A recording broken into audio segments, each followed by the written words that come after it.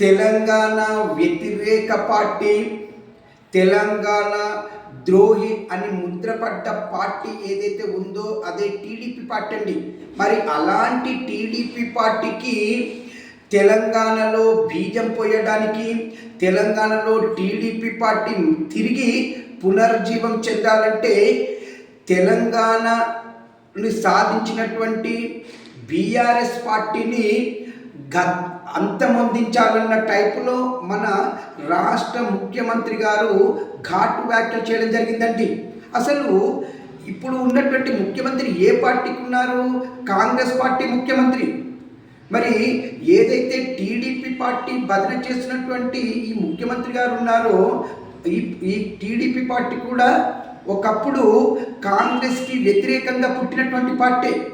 మరి ఇక్కడ నువ్వు బాబు భజన చేస్తూ తెలంగాణ హక్కులను కాలరాస్తున్నావా? మరి బాబు అంటే నీ గురువు అయినటువంటి బాబు భజన కోసము, బాబు స్వలాభాల కోసము, బాబు ప్రయోజనాల కోసము తెలంగాణను తాకట్టు పెట్టే విధంగా నీ మధ్యకాలంలో మీరు నిర్ణయాలు ఉన్నాయండి. ఏది ఏమైనప్పటికీ తెలంగాణని సాధించి తెలంగాణని అభివృద్ధి చేసినటువంటి బీఆర్ఎస్ పార్టీని బొంద పెట్టాలి, వాళ్ళ గద్దెలను లేకుండా చేయాలని ఏదైతే పిచ్చి పిచ్చి మాటలు మాట్లాడినటువంటి ముఖ్యమంత్రి గారు ఉన్నారో ఈ ముఖ్యమంత్రి గారికి ఒక్కటి చెప్పదలుచుకున్నామండి తెలంగాణ వాదిగా.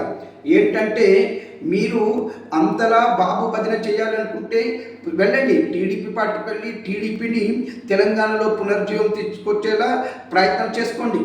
అంతే తప్పించేసి అసలు ఇక్కడ బాబు భజన చేస్తూ మొత్తంగా గురువు రుణం తీర్చుకుంటున్నట్టుగా కనబడుతుంది. తెలంగాణని వ్యతిరేకించడం కాదండి, తెలంగాణని సర్వనాశనం చేసిందే బాబు.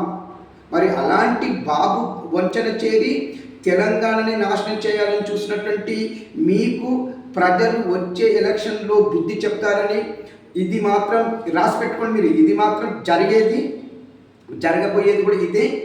మీకు మాత్రం వచ్చే ఎలక్షన్లో బుద్ధి చెప్పడం ఖాయం. ఇట్లు దినేష్ గంగసాని.